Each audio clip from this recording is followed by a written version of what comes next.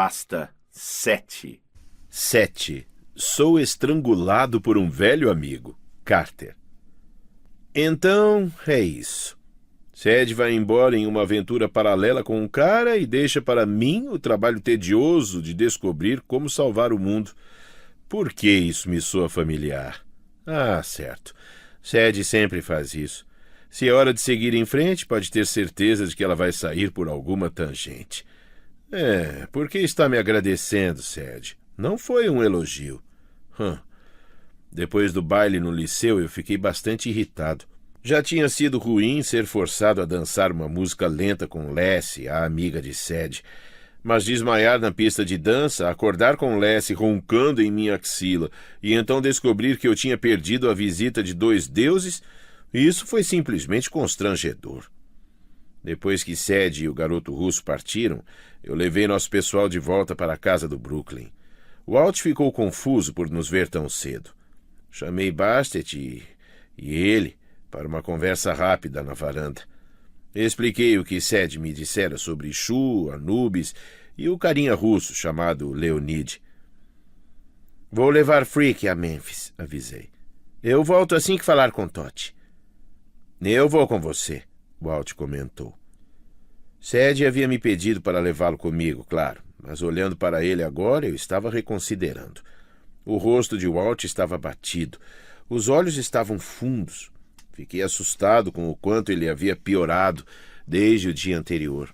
Eu sei que é horrível, mas eu não conseguia deixar de pensar nas práticas egípcias de sepultamento, nas quais envolviam o corpo com sais de embalsamamento para secá-lo lentamente de dentro para fora.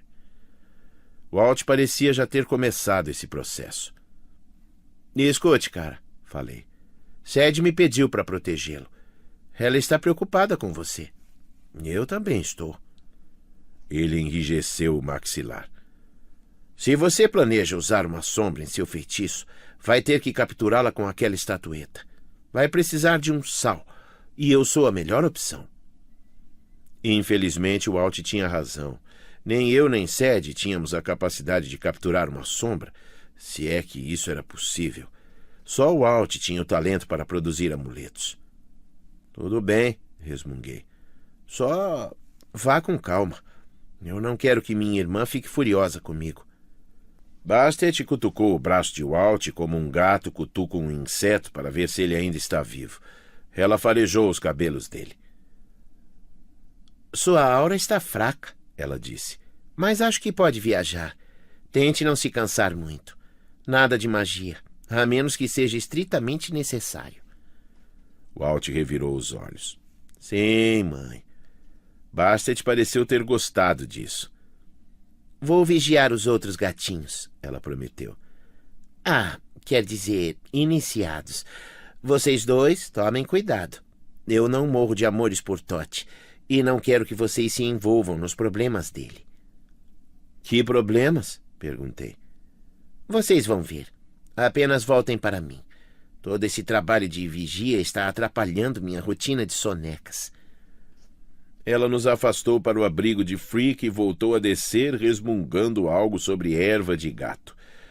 Atrelamos o barco. Freak grasnou e agitou as asas, ansioso para partir. Ele parecia ter descansado bastante. Além do mais, sabia que uma viagem significava mais perus congelados para ele. Pouco tempo depois, estávamos sobrevoando o rio East. Nosso percurso pelo Duat foi mais sacudido que o habitual, como turbulência de avião, mas com lamentos fantasmagóricos e neblina pesada. Felizmente, eu não havia comido muito no jantar. Meu estômago ficou embrulhado. O barco estremeceu quando Freak nos tirou do Duat. Abaixo de nós se estendia uma paisagem noturna diferente, as luzes de Memphis, no Tennessee, acompanhando o contorno do rio Mississippi. Junto à margem erguia-se uma pirâmide preta lustrosa, um estádio abandonado de que Totti se apropriara para morar. Explosões de luz multicolorida salpicavam o ar, cobrindo a pirâmide de reflexos. No início pensei que Totti estivesse fazendo uma queima de fogos. Depois eu percebi que o local estava sendo atacado. Uma variedade horrenda de demônios escalava as laterais, figuras humanoides com pés de galinha, patas ou pernas de inseto. Alguns tinham pelo, Outros possuíam escamas ou cascos de tartaruga. Muitos possuíam armas em vez de cabeça, ou ferramentas brotando do pescoço, martelos, espadas, machados, motosserras e até algumas chaves de fenda. Havia pelo menos 100 demônios subindo a parede, enfiando as garras das frestas entre as chapas de vidro. Alguns tentavam quebrar o vidro para invadir, mas a cada golpe a pirâmide emitia uma luz azul e repelia os ataques. Demônios alados rodopiavam pelo ar, guinchando e mergulhavam contra um grupo pequeno de defensores. Todd estava no alto.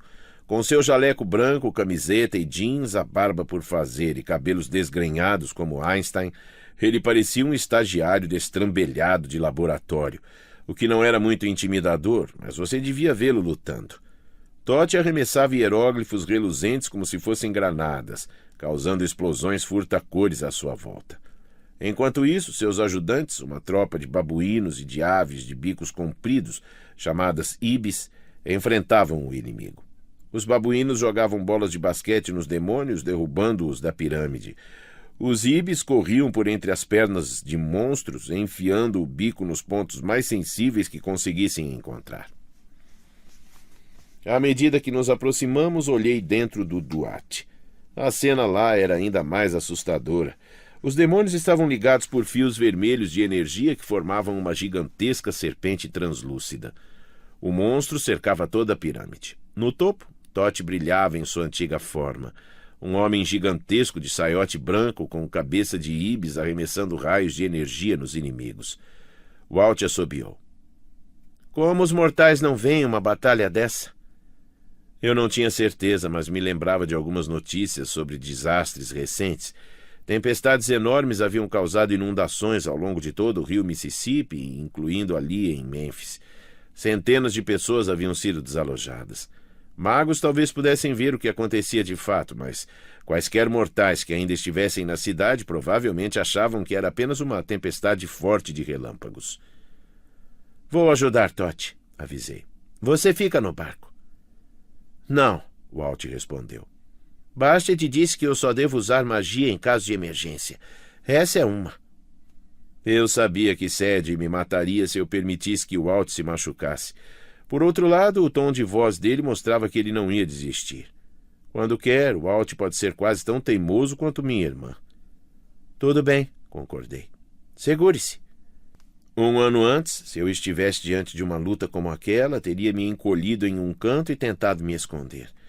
Até nossa batalha na Pirâmide Vermelha, no Natal anterior, parecia pequena em comparação a mergulhar em um exército de demônios sem nenhum respaldo, além de um garoto doente e um grifo ligeiramente disfuncional. Mas muito havia acontecido no último ano. Agora aquilo era só mais um dia ruim na vida da família Kenny. Freak desceu gritando do céu noturno e fez uma curva fechada para a direita, disparando pela lateral da pirâmide. Ele engoliu demônios menores e destroçou os maiores com suas asas de serra. Alguns sobreviventes foram atropelados por nosso barco. Quando Freak começou a subir de novo, Walt e eu saltamos e cambaleamos na rampa de vidro. Walt arremessou um amuleto. Com um lampejo de luz apareceu uma esfinge dourada com corpo de leão e cabeça de mulher. Depois da experiência no Museu de Dallas, eu não gostava muito de esfinges, mas felizmente essa estava do nosso lado. Walt saltou nela e cavalgou para a batalha. A esfinge rosnou e pulou em um demônio réptil, rasgando-o em pedaços. Outros monstros se dispersaram. Eu não os culpava. Um leão dourado enorme já teria sido bem assustador, mas a cabeça rosnante de uma mulher, com olhos verdes implacáveis, uma coroa egípcia brilhante e uma boca cheia de presas e batom, era mais apavorante ainda. Quanto a mim, peguei meu copeche do Duat. Invoquei o poder de Horus e o avatar reluzente azul do deus da guerra se formou à minha volta. Logo eu estava cercado por uma aparição de 6 metros de altura com cabeça de falcão. Dei um passo adiante. O avatar imitou meus movimentos. Ataquei os demônios mais próximos com minha espada e a enorme lâmina cintilante do avatar os derrubou como se fossem pinos de boliche. 2 dos monstros realmente tinham pinos de boliche no lugar da cabeça, então acho que foi apropriado. Os babuínos e ibis progrediam lentamente contra a onda de demônios. Freak voava em torno da pirâmide, bicando demônios alados ou derrubando-os com o barco. Tote continuou lançando suas granadas hieroglíficas. Inchado! Ele gritou. O hieróglifo correspondente cortou o ar, explodindo em raios de luz no peito de um demônio, que no mesmo instante inchou como um balão de água e rolou pirâmide abaixo, gritando: Achatado! Tote atingiu outro demônio, que caiu e encolheu até virar um capacho em forma de monstro. Problemas intestinais! Tote gritou. O coitado do demônio atingido por esse hieróglifo ficou verde e se curvou. Eu atravessava os monstros, jogando-os para os lados e transformando-os em pó. Tudo ia muito bem até um demônio alado se lançar em meu peito. Cambaleei para trás e bati na pirâmide com tanta força que perdi a concentração. Minha armadura mágica se dissolveu. Eu teria escorregado até a base se um demônio não tivesse me agarrado pelo pescoço. Carter Kane, ele sibilou. Você é estupidamente persistente. Reconheci aquele rosto, como um cadáver da aula de anatomia, com músculos e tendões, mas sem pele. Os olhos sem pálpebras eram vermelhos e brilhantes. As presas estavam expostas em um sorriso assassino. Você? Grunhi. Sim. O demônio riu enquanto apertava meu pescoço com as garras. Eu! Rosto do terror, tenente de Sete na Pirâmide Vermelha e porta-voz secreto de Apófis. Nós o havíamos matado à sombra do monumento a Washington, mas acho que aquilo não adiantou nada. Agora ele estava de volta e, a julgar pela voz rouca e pelo brilho nos olhos vermelhos, ainda possuído pela cobra de que eu menos gostava. Eu não lembrava que ele podia voar, mas agora asas de morcego brotavam de seus ombros. Ele montou em mim com suas pernas de galinha, as mãos apertando minha traqueia. O hálito fedia a suco fermentado e gambá. Eu poderia ter matado você muitas vezes, o demônio disse. Mas você me interessa, Carter. Tentei me livrar dele. Meus braços pareciam chumbo. Eu mal conseguia segurar a espada. À nossa volta, os sons da batalha emudeceram. Freak sobrevoava no alto, mas suas asas batiam tão devagar que eu conseguia vê-las. Um hieróglifo explodiu em câmera lenta como tinta misturando-se à água. Apófis me puxava para as profundezas do Duat. Sinto seu conflito, o demônio disse. Por que você luta nessa batalha perdida? Não percebe o que vai acontecer? Imagens se alternaram rapidamente em minha mente. Vi uma paisagem de colinas em movimento e geyseres de fogo. Demônios alados surgiram no céu sulfuroso. Espíritos dos mortos se espalhavam pelas colinas, gemendo de desespero e tentando se segurar. Todos estavam sendo puxados na mesma direção para uma mancha escura no horizonte. O que quer que fosse aquilo, tinha a gravidade tão forte quanto a de um buraco negro. Ele sugava os espíritos, envergava colinas e labaredas de fogo para si. Até os demônios no ar se debatiam. Encolhida sob o abrigo de um penhasco, a forma branca e brilhante de uma mulher tentava resistir à corrente escura. Eu quis gritar. A mulher era minha mãe. Outros fantasmas passaram voando por ela, uivando, impotentes. Minha mãe estendeu as mãos, mas não conseguiu salvá-los. A cena mudou. Eu vi o deserto egípcio em volta do Cairo sob um sol abrasador. De repente a areia explodiu. Uma gigantesca serpente vermelha se ergueu do mundo inferior. Ela se lançou para o céu e, de algum jeito impossível, engoliu o sol de uma vez só. O mundo escureceu. Gelo cobriu as dunas. Rachaduras surgiram no chão. A paisagem desmoronou. Bairros inteiros do Cairo despencaram nos abismos. Um oceano vermelho de caos se ergueu do Nilo, dissolvendo cidade e deserto, destruindo as pirâmides que existiam havia milênios. Em pouco tempo restava apenas um mar borbulhante sob o céu negro sem estrelas. Nenhum deus pode salvar você, Carter. Apófis soava quase piedoso. Esse destino foi decretado desde o início dos tempos. Renda-se a mim e pouparei você e aqueles que ama. Navegue pelo mar de caos. Seja o mestre de seu próprio destino. Vi uma ilha flutuando no oceano borbulhante, uma pequena extensão da terra verde como um oásis. Minha família e eu poderíamos ficar juntos naquela ilha. Poderíamos sobreviver. Poderíamos ter tudo o que quiséssemos apenas imaginando. A morte não significaria nada. Tudo o que peço é uma prova de boa vontade, Apophis insistiu. Entreguem-me Ra. Eu sei que você o odeia. Ele representa tudo que há de errado em seu mundo mortal. Ele está senil, apodrecido, fraco e inútil. Entregue-o a mim. Pouparei você. Pense nisso, Carter Kane. Os deuses já lhe fizeram alguma promessa tão justa? As visões desapareceram. O rosto do terror sorria para mim, mas, de repente, seus traços se contorceram de dor. Um hieróglifo incandescente queimou em sua testa, o símbolo para dessecar, e o demônio virou pó. Engasguei tentando respirar. Minha garganta parecia cheia de carvão em brasa. Totti estava acima de mim com uma expressão de tristeza e cansaço. Em seus olhos rodopiavam cores caleidoscópicas, como portais para outro mundo. Carter Kane. Ele estendeu a mão e me ajudou a levantar. Todos os outros demônios haviam desaparecido. O Alt estava em pé no topo da pirâmide com os babuínos e ibis que escalavam a esfinge dourada como se ela fosse um daqueles bichinhos de um carrossel.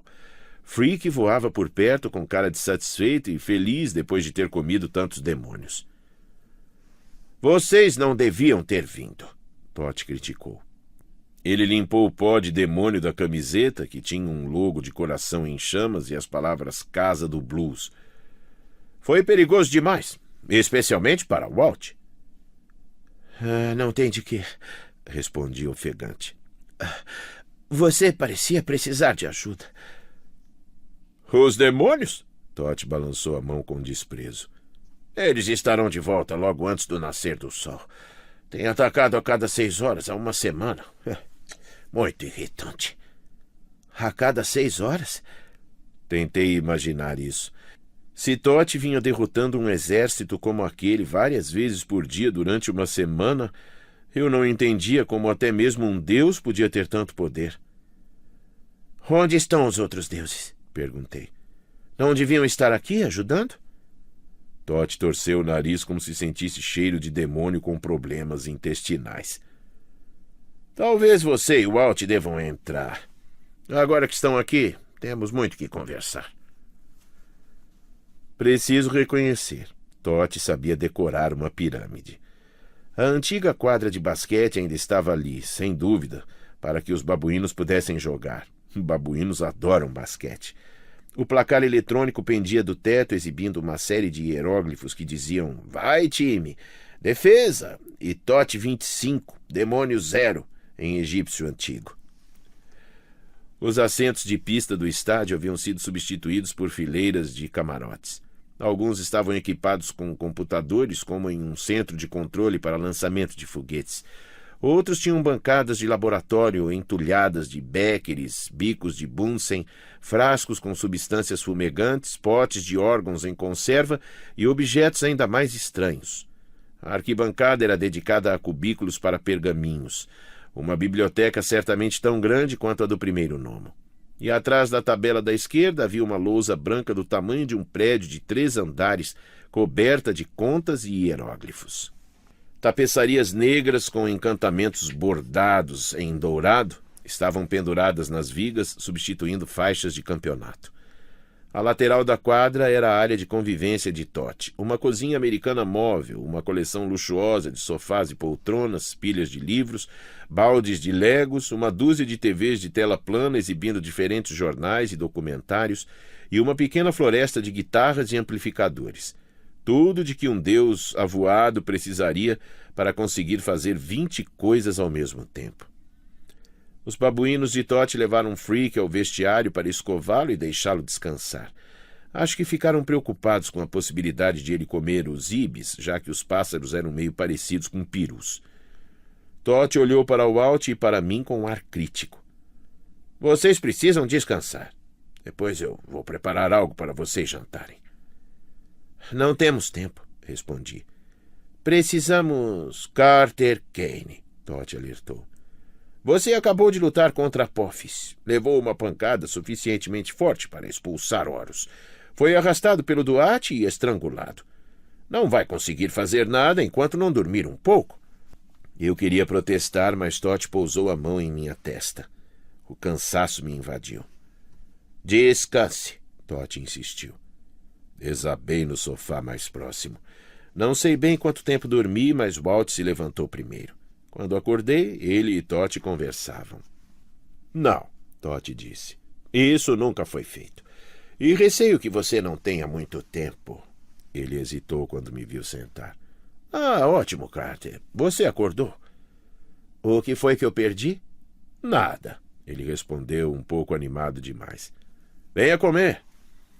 Sobre o balcão da cozinha havia bisteca, linguiça, costelas, pão de milho e uma refresqueira de chá gelado.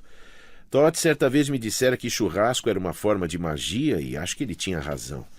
O cheiro de comida me fez esquecer os problemas temporariamente. Engoli um sanduíche de bisteca e bebi 2 copos de chá. Walt beliscava uma costela, mas não parecia ter fome. Enquanto isso, Totti pegou uma guitarra Gibson. Ele tocou um acorde que fez o chão do estádio tremer. Havia melhorado desde a última vez que eu o escutara. O acorde de fato parecia um acorde, não uma cabra montês sendo torturada. Gesticulei segurando um pedaço de pão de milho. Este lugar está muito bonito, Totti riu. Melhor que meu quartel-general de antes, não é? Na primeira vez que Sed e eu encontramos o Deus do conhecimento, ele estava abrigado no campus de uma universidade dali. Havia nos testado em uma missão para destruir a casa de Elvis Presley. Longa história. Mas eu torcia para que já não precisássemos de testes. Preferia ficar na lateral da quadra comendo churrasco. Então pensei nas visões que o rosto do terror havia me mostrado. Minha mãe em perigo, a escuridão engolindo a alma dos mortos, o mundo se dissolvendo em um mar de caos, exceto por uma pequena ilha flutuando em meio às ondas. A lembrança meio que acabou com meu apetite. Então, empurrei meu prato. Conte-me sobre os ataques dos demônios e o que você estava conversando com Walt. Walt encarava sua costela de porco parcialmente comida. Totti tocou outro acorde. Por onde começar? Os ataques começaram há 7 dias. Estou isolado dos outros deuses. E imagino que não vieram me ajudar, porque todos enfrentam problemas semelhantes. Dividir e conquistar. Apophis entende esse princípio militar básico. Nem mesmo meus irmãos puderam me ajudar. Bem, eles têm outras prioridades. Ra foi trazido de volta recentemente, como você deve se lembrar. Totti me lançou um olhar sério, como se eu fosse uma equação que ele não conseguia resolver. O Deus Sol deve ser protegido em sua jornada noturna. Isso exige muito poder divino. Meus ombros se curvaram. Eu não precisava de mais um motivo para me sentir culpado. Também não achava justo. Totti me criticar tão duramente. Ele estava do nosso lado, mais ou menos, sobre trazermos de volta o Deus Sol. Talvez 7 dias de ataques de demônios tivessem começado a fazê-lo mudar de ideia. Não pode ir embora, simplesmente? Perguntei. Totti balançou a cabeça. Talvez você não consiga enxergar muito longe no Duat, mas o poder de Apophis cercou completamente esta pirâmide. E estou preso. Olhei para o teto do estádio, que de repente parecia muito mais baixo. O que significa que estamos presos também? Totti fez um gesto indiferente com a mão. Vocês devem conseguir passar. A rede da serpente foi concebida para pegar um deus. Você e o Walt não são grandes ou importantes o suficiente para serem pegos. Fiquei pensando se isso era verdade ou se Apophis estava me permitindo livre acesso, a opção de entregar Ra. Você me interessa, Carter, Apophis dissera. Renda-se a mim e pouparei você. Respirei fundo. Tote, mas se você está sozinho, quer dizer, quanto tempo ainda pode resistir? O deus limpou o pó do jaleco que estava coberto de inscrições em diversos idiomas. A palavra tempo caiu de sua manga. Tote a pegou e de repente estava consultando um relógio dourado de bolso. Vejamos. A julgar pelo enfraquecimento das defesas da pirâmide e pelo ritmo em que meu poder está sendo gasto, eu diria que posso resistir a outros 9 ataques ou um pouco mais de 2 dias, o que acabaria na alvorada do equinócio. Isso não pode ser coincidência. E aí? Walt perguntou. Aí minha pirâmide será invadida. Meus servos serão mortos. Na verdade, acho que o dia do juízo final vai acontecer em todos os lugares. O equinócio de outono seria um momento lógico para a ascensão de Apófis. Ele provavelmente vai me lançar no abismo, ou talvez dispersar minha essência pelo universo em 1 bilhão de fragmentos. A física da morte de um deus. Seu relógio de bolso se transformou em caneta. Ele rabiscou algo no braço da guitarra. Isso daria um excelente trabalho de pesquisa. Tote, Walt falou. Diga para Carter o que você me contou sobre por que você está sendo atacado. Achei que fosse óbvio, Tote respondeu. Apophis quer evitar que eu ajude vocês. Foi por isso que vocês vieram, não? Para aprender sobre a sombra da serpente. Por um momento fiquei perplexo demais para falar. Como você sabia? Por favor. Tote tocou um riff de Jimi Hendrix, depois baixou a guitarra. Eu sou o deus do conhecimento. Sabia que mais cedo ou mais tarde vocês chegariam à conclusão de que sua única esperança de vitória era uma execração de sombra. Uma execração de sombra, repeti. Isso é um feitiço de verdade com um nome de verdade? Pode dar certo? Teoricamente. E você não ofereceu essa informação? Por quê? Tote bufou. Conhecimento que tenha qualquer valor não pode ser dado. Deve ser procurado e conquistado. Você agora é um professor, Carter. Devia saber disso. Eu não tinha certeza se o estrangulava ou o abraçava. Então, estou procurando o conhecimento. Estou conquistando o conhecimento. Como derroto Apophis? Eu fico muito feliz por você ter perguntado. Tote abriu um grande sorriso e me encarou com seus olhos multicoloridos. Infelizmente, eu não posso dizer. Olhei para Walt. Você quer matá-lo ou mato eu? Calma, Tote disse. Eu posso orientá-los um pouco, mas vocês vão ter que ligar as migalhas, como dizem. Pontos, corrigi. Sim, Tote falou. Vocês estão no caminho certo. O Shield poderia ser usado para destruir um deus, ou mesmo o próprio Apophis. E sim, como todo ser dotado de consciência, Apophis tem uma sombra, embora ele mantenha essa parte de sua alma bem escondida e protegida. Então, onde ela está? Perguntei. Como a usamos? Tote abriu as mãos. A segunda pergunta eu não posso responder. A primeira eu não tenho permissão para responder. Walt afastou o prato. Eu tenho tentado arrancar essa informação dele, Carter. Para um deus do conhecimento, ele não é muito útil, não. Vamos lá, Tote, eu disse. Não podemos cumprir uma missão para você ou algo do tipo? Não podemos explodir a casa de Elvis de novo? Tentador, Tote falou. Mas vocês precisam entender. Fornecer a um mortal a localização da sombra de um imortal, mesmo que seja a de Apophis, seria um crime grave. Os outros deuses já me consideram um vendido. Ao longo dos séculos, divulguei muitos segredos para a humanidade. Ensinei a vocês a arte da escrita. Ensinei a magia e fundei a Casa da Vida.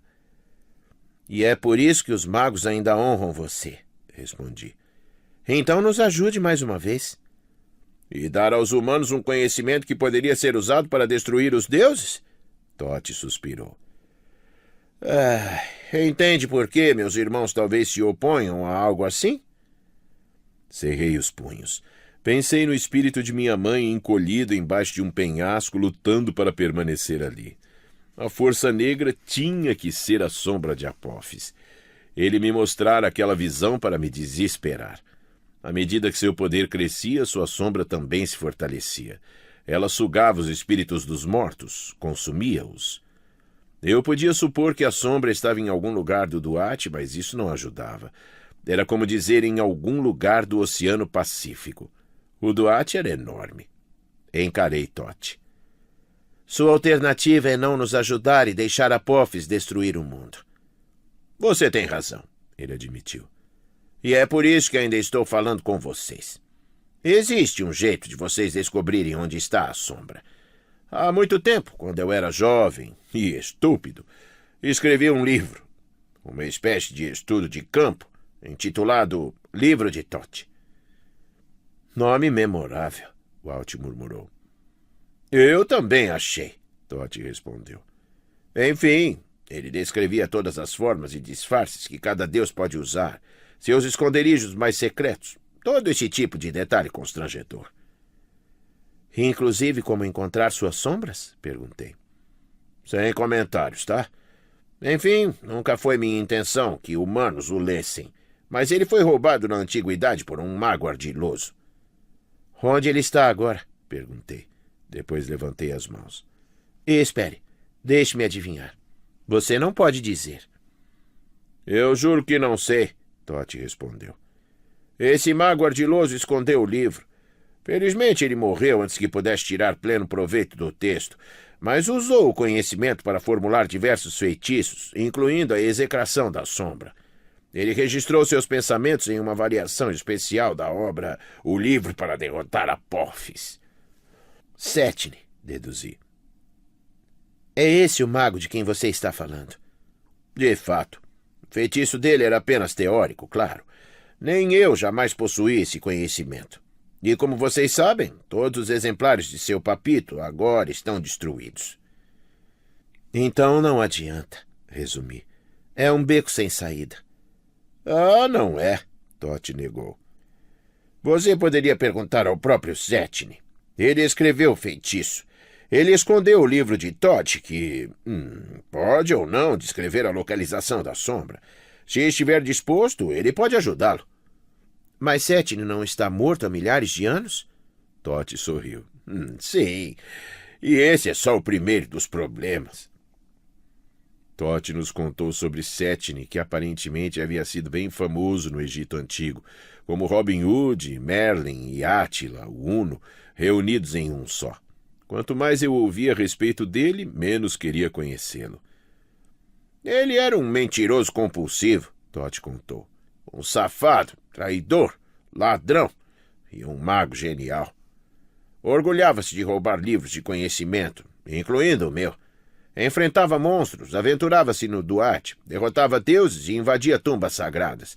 Ele criava maldições que não podiam ser quebradas e desvendava segredos que deviam permanecer guardados. Ah, era o gênio do mal. Walt mexeu em seus amuletos. Parece que você o admirava. O deus lhe deu um sorriso torto. Bom, eu valorizo a busca pelo conhecimento, mas não poderia aprovar os métodos de Setne. Nada o impediria de possuir os segredos do universo. Ele queria ser um deus, sabem? Não o olho de um deus. Um imortal completo. E isso é impossível, deduzi. Difícil, não impossível, Tote disse. Imhotep, o primeiro mago mortal, foi transformado em Deus depois de morrer. Tote olhou para os computadores. Isso me lembra... Eu não vejo Imhotep há milênios. O que será que ele anda fazendo? Talvez eu deva dar uma olhada no Google. Tote, Walt chamou. Foco. Certo. Então, Setne. Ele criou um feitiço para destruir qualquer ser, até mesmo um deus. Eu jamais poderia aceitar que esse tipo de conhecimento caísse nas mãos de um mortal, mas... Hipoteticamente, se vocês precisassem do feitiço para derrotar Apófis, talvez pudessem convencer Setne a ensiná-lo e conduzir vocês até a sombra da serpente. Mas Setne está morto, lembrei. Voltamos sempre a esse ponto. Walt sentou-se. A menos que você esteja sugerindo encontrarmos o espírito dele no mundo inferior. Mas se Setne era tão maligno, Osíris não o teria condenado no salão do julgamento? Hamit teria devorado seu coração e ele teria deixado de existir. Normalmente sim, Thoth disse. Mas Setne é um caso especial. Ele é bem convincente. Mesmo diante do tribunal do mundo inferior, ele conseguiu manipular o sistema legal. Osíris o sentenciou à destruição muitas vezes, mas Setne sempre conseguiu escapar da punição. Ele obtinha uma sentença mais branda, ou fazia um acordo, ou simplesmente fugia. Ele tem conseguido sobreviver, como espírito, pelo menos, todos esses milênios. Thoth virou seus olhos coloridos para mim. Mas recentemente, Carter Kane, seu pai tornou-se Osíris. Ele tem perseguido fantasmas rebeldes, tentando restaurar o Maat no mundo inferior. Na próxima vez que o sol se puser, daqui a aproximadamente 14 horas, Setne terá um novo julgamento. Ele se apresentará a seu pai. E dessa vez, meu pai não o deixará escapar.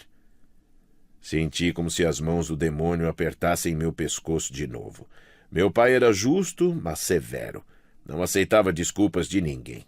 Durante os anos que passamos viajando juntos, nunca consegui sequer deixar minha camisa para fora da calça. Se Setne era tão ruim quanto Thoth dizia, meu pai não teria misericórdia.